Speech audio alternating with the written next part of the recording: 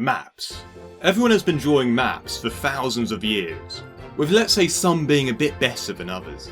So in today's video, we are going to judge how accurate the EU4 map is, in comparison to the actual map of 1444. Now, it's quite clear that Paradox have clearly updated the map to become more historically accurate, since we're now a long way off from the days of 2013, when Ireland only had 4 provinces. There are still inaccuracies that are on the EU4 map, which in this video you're going to find out about. And I have to say, after researching this video, I was somewhat surprised at just how inaccurate this map is, with some details being very simplified in order to enhance the gameplay aspect. But also, I think the EU4 map can't really reflect the actual reality of 1444. Also, before we begin, why not join your fellow map lovers and subscribe to the social streamers to help us get to 50,000 subscribers. So the first part of the EU4 map we are going to talk about is the Holy Roman Empire, which is a collection of states in Central Europe. In EU4, this region has been significantly updated, particularly when the new Emperor DLC came out, and lots of important nations, such as Scilly, were added to the game. Paradox have tried to replicate the Holy Roman Empire in terms of gameplay, and personally, because it's so developed, I think it's one of the better regions to play in. Within the HRE in EU4, there are 71 princes as well. So, just how accurate is this EU4 map in reality? Well, as you've probably expected, the borders of the HRE were far less clean and are far more chaotic, as you can see from this actual map. One of the significant differences are states like Mainz and Augsburg, and in reality, they were actually far more smaller than they are represented in the game.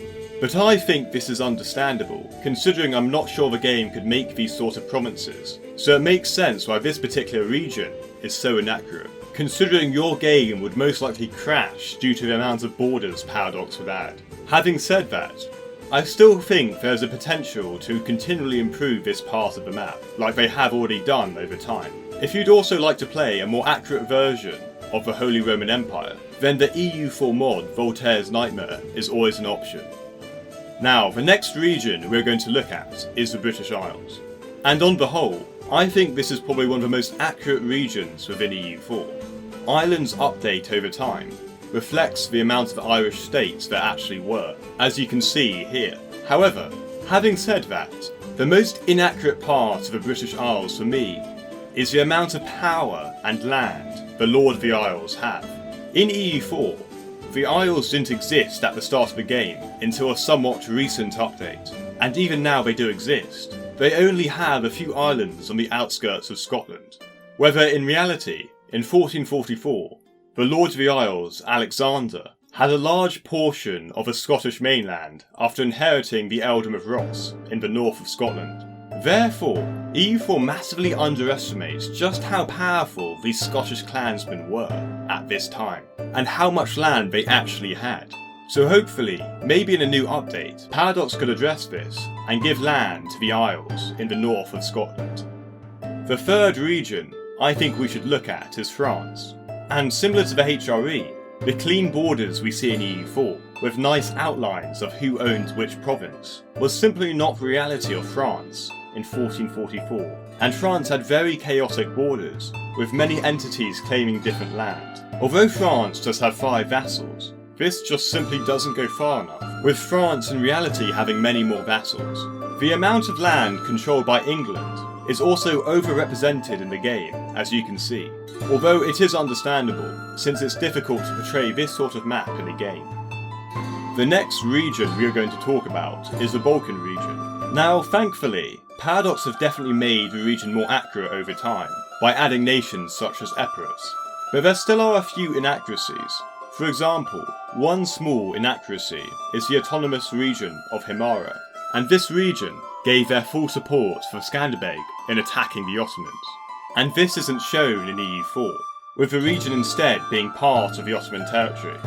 Also, Transylvania in Hungary, although it was part of the Kingdom of Hungary, Transylvania had a large amount of independence and dictated their own affairs, so potentially in the game, they could be a vassal of Hungary, and it could be argued this is more historically accurate.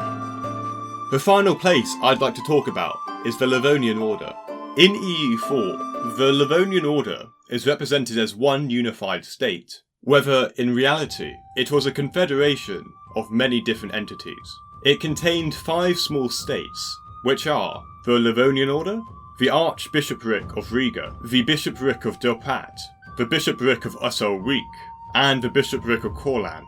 This confederation was a defensive alliance to protect against outside invaders.